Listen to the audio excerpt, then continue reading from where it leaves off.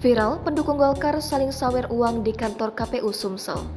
Kejadian menghebohkan terjadi di kantor KPU Sumatera Selatan pada Sabtu 13 Mei yang lalu.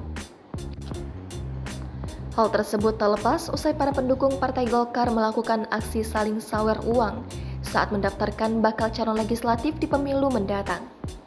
Dalam aksi tersebut, tampak sejumlah orang membagikan uang dan sambil menari. Salah seseorang tampak berputar sambil membagikan uang dan disambut oleh beberapa orang lainnya yang menggunakan baju loreng. Diketahui saat itu Partai Golkar mendaftarkan 75 nama bacalek pemilu legislatif pemilu mendatang. Pendaftaran tersebut dinyatakan lengkap dan memenuhi syarat.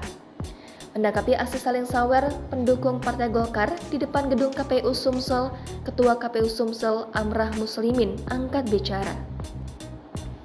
Menurut Amrah, pihaknya tak bisa menyikapi hal tersebut, apalagi peristiwa tersebut terjadi di internal partai.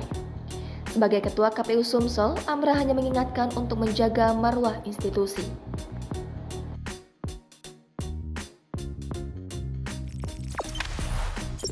Jangan lupa subscribe, share, komen, dan like ya!